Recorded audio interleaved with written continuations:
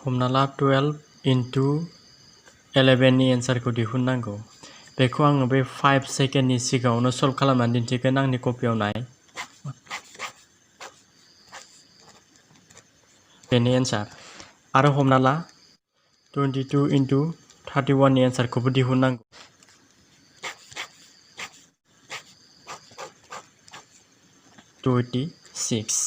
बेनि एन्साराबो 682 132। बेखौ नोंसोरो सल्भ खालामनानै नायनो हागोन, माल्टिप्लाइ खालामनानै नायनो हागोन, केलकुलेटराव बुनानै नायनो हागोन 22 into 31 बेसेबां मोनो, 682 मोनमारो ना मोनमारा।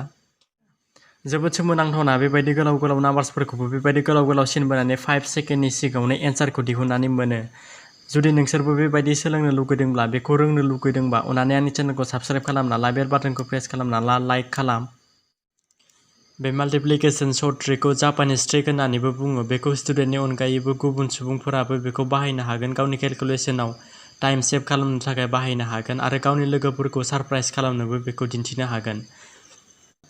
बे 12 into 11 नि एन्सारखौ 5 सेकेन्डनि सिगाङावनो बोरै दिहुननो हायो बेखौ आङो आंनि कपियाव दिन्थिसिगोन। दायो मोजाङै नायलांदो। फार्स्टआवनो बे नाम्बारफोरखौ नायनानै लाग्रोनांगौ। सिगाङाव 1 दङ नालाय बेखौ जोङो मोनसे ओरैजाय सिन बोनोसै 1। बेनि उनाव 2, बे 2 खौ मोनसे गेप्स दोननानै एसे गोजानाव मोननै सिन बोनोसै, मोननै लाइन। बेनि उनाव नेक्स्ट नाम्बार, बेयाव फार्स्टआव 1 दङ, बेखौ जोङो बेबायदि बोआलासिनो बिनि क्रस बोनोसै, बेखौ दानस'नाय बायदि। अब्ला बेहाय 1 नालाय बेहाय जोङो मोनसेल' सिन बोनोसै। बेनि उनाव बे 1, बे 1 खौबो बिदि गेप्स दोननानै बेयाव गोजानाव मोनसे 1 सिन बोनोसै।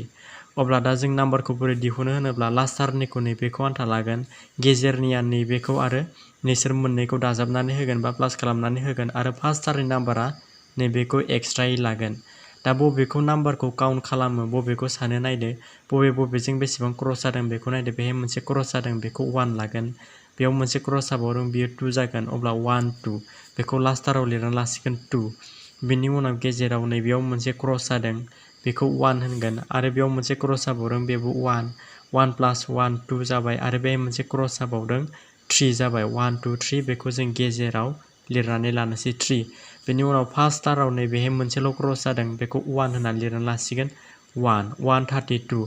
बेनो 12 into 11 नि एन्सार।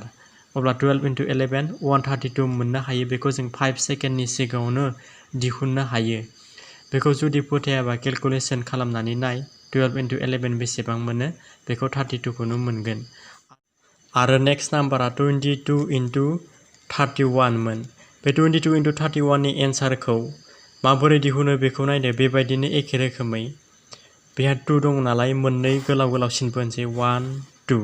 बेनि उनाव गेप्स दोननानै बे 2, बेहायबो मोननै सिन बोनांसिगोन 1 2, मोननै लाइन बोबाय।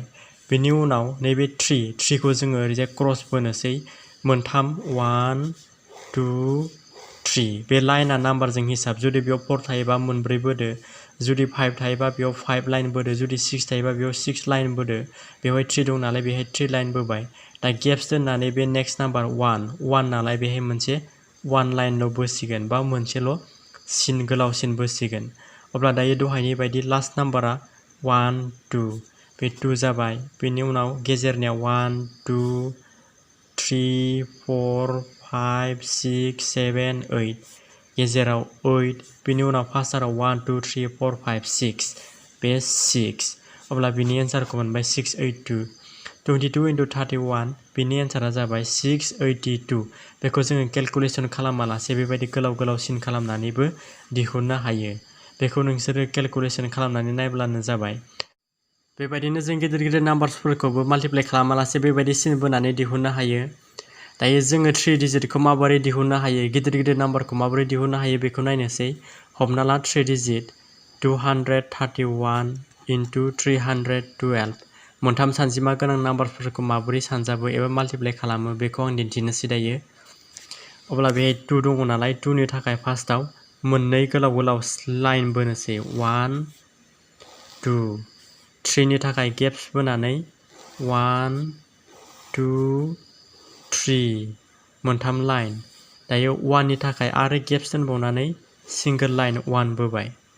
बिनि उनाव दायो नेक्स्ट नाम्बार 3, बेखौ जोङो क्रस बोनोसै।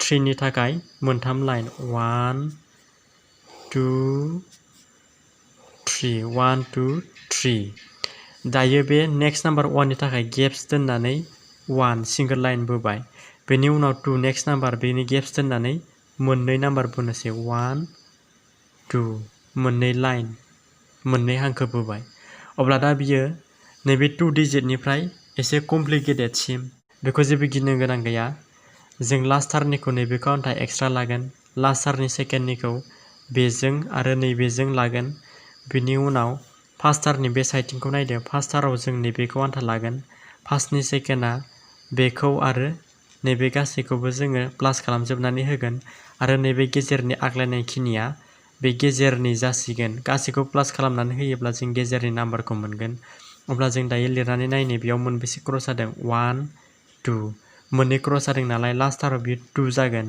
बेनि उनाव बेयाव मोनसे क्रस जादों 1 आरो बेहाय मोनसे 1 2 3 4 5 6 जादों अब्ला बेयाव 6 बेयाव मोनसे 1 6 प्लास 1 7 जाबाय बिनि उनाव नेक्स्ट गेजेरनिया 1 2 3 4 5 6 7 8 9 10 बे गासैखौबो टटेल जोङो प्लास खालामोब्ला 10 मोनो 1 2 3 4 5 6 7 8 9 10 नै 10 मोनबाय बेखौ जों 10 लिरजोबगोन नामा बेखौ जों 10 लिरजोबा बेयाव जों 0खौ आन्था लिरसिगोन अब्ला बे 1आ आखायाव थाबाय एब्ला बे 1खौ जोङो नेक्स्ट नाम्बार नैबेयाव जों प्लास खालामदेरनानै होनोसै दायो नेक्स्ट नाम्बारा बेयावमोन 1 2 3 4 5 6 7 8 9 10 11 टटेल प्लास खालामजोबनानै होयोब्ला जों 11 मोनदों खेबसे सानफिनना नायबावनि 1 2 3 4 5 6 7 8 9 10 11 आरो नैबे 1 जों 12 जाबाय अब्ला जों 12 लिरालासिनो बेयाव 2 लिरनोसै बेनि उनाव बे 1 आग्लायनायखौ नैबे फार्स्टआव जों एड खालामफिननोसै अब्ला जों बे फार्स्टआव मोनबेसे क्रस खालामदों बेखौ नायदो 1 2 3 4 5 6 1 2 3 4 5 6 बे 6 जों नैबे 1 जों प्लास खालामोब्ला 7 मोनबाय अब्ला जों फार्स्ट टाराव 7 मोनगोन अब्ला जों 231 into 312 खौ बेबायदि गोलाव माल्टिप्लाइ खालामालासे बेबायदि सिन बोनानैनो दिहुननो हायो आरो दिहुननानै जों एन्सारखौ बेसेबां मोनखो 72072 जुदि फोथाया बेखौ केलकुलेट खालामनानै नाय बेबायदि जेसेबां गिदिर नाम्बारफोरानो जाया मानो जों बेबायदि गोलाव गोलाव सिन बोनानै जों एन्सारफोरखौ दिहुननो हायो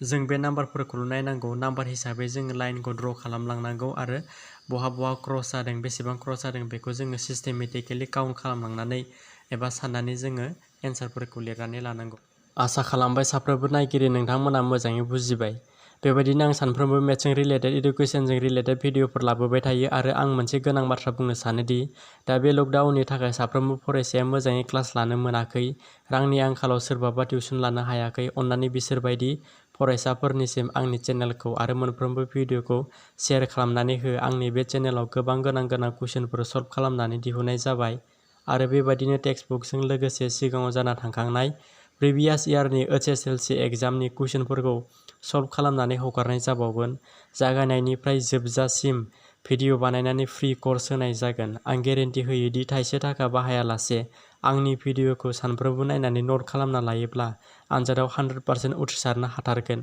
आंनो जेबो रां नाङा आंनि चेनेलखौल' साबस्क्राइब खालामना हो आरो बेल बाटनखौ प्रेस खालामना ला जाहाथे आंनि सानफ्रोमबोनि बानायनाय भिडिअनि नटिफिकेसना नोंथांमोननिसिम थाङो आरो सानफ्रोमबो भिडिअखौ नायनो हायो बेखिनिखौनो बुंनानै दिनैनि थाखाय बे भिडिअखौ बेयावनो फोजोबनाय जाबाय।